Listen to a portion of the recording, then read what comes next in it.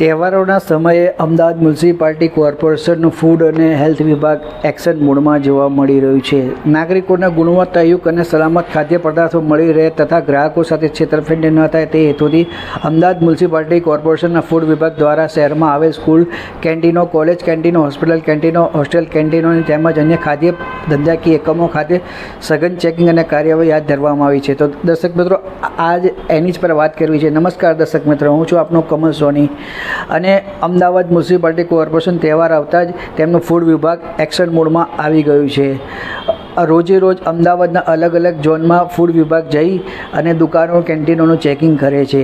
આજ રોજ તેમણે RK caterers, Mahatma Gandhi physiotherapy college canteen Saidpur બોગા અમદાવાદને સીલિંગની કાર્યવાહી કરવામાં આવી હતી. તપાસ દરમિયાન કેન્ટીન દ્વારા FSSAIનું લાયસન્સ રજિસ્ટ્રેશન મેળવેલું નહોતું. કેન્ટીનના અંદર ભાગે હાઇજેનિક કન્ડિશનનો અભાવ જોવા મળ્યો હતો. ખાદ્ય પદાર્થમાં કીડા, ધનેરા જેવી જીવાત જોવા મળેલી હતી. કેન્ટીનમાં કારીગરોના medical report, pest control certificate, પાણીનો રિપોર્ટ જોવા મળેલો નહોતો. તે ઉપરાંત mad oval grill restaurant, Khodiyar enterprise, Pushpakunj Kankaria, મણિનગરની સીલિંગની કાર્યવાહી કરવામાં આવી હતી. જેમાં પણ જે મેદો હતો સંગ્રહ કર્યો હતો તેમાં જીવાત જોવા મળેલી હતી. બીજું, સંતોષી ઘી ભંડાર, બીજી ટાવરની બાજુમાં દિલ્હી દરવાજા, માધુપુરાને પણ સીલિંગની કાર્યવાહી કરવામાં આવી હતી. રાજેશ દૂધઘર, કુબેરનગર, અમદાવાદ સીલિંગની કાર્યવાહી કરવામાં આવી હતી. સબરૂ ચાઇનીઝ, મુગલાઈ એન્ડ તવા ફ્રાય, મકરબા રોડ, સરખેજ, તેને પણ સીલિંગની કાર્યવાહી કરવામાં આવી હતી. સમ્રાટ બેકરી, આ કેલિકો મિલ પાસે પિરાણા રોડ, બહેરામપુરા, સીલિંગની કાર્યવાહી કરી હતી. બહેરાનાથ ભોજનાલય, રખિયાલ રોડ, સીલિંગની કાર્યવાહી કરવામાં આવી હતી. તેમની પાસે અગાઉ લીધેલ લો ફેટનો નમૂનો અપ્રમાણિત જાહેર થયેલ હતો. AMC ફૂડ વિભાગ દ્વારા 11,123 રેસ્ટોરન્ટને ગ્રાહકો જોઈ શકે તે માટે લાઈવ કિચન, CCTV અને ફૂડ હાઇજેનિક અંગે ઈમેલ મારફતે સૂચના આપવામાં આવી હતી.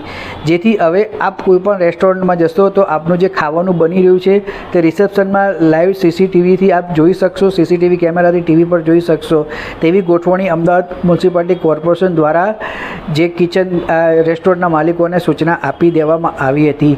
આજે જે ફૂડ સેફ્ટી અને અંતર્ગત કાર્યવાહી કરવામાં આવી છે તે નીચે મુજબની છે. Satva school canteen, Sindhu Bhavan road, Ahmedabad. SGVP school canteen, Vaishnodevi, SG highway, Gota, Ahmedabad. Somlalit school canteen, Navrangpura, Ahmedabad. Vedant international school canteen, Kankaria, Maninagar, Ahmedabad. Narayan business school canteen, Sarkhej, Ahmedabad. DAV school international school canteen, Makarba, Ahmedabad. Anand Niketan school canteen, Sarkhej, Ahmedabad.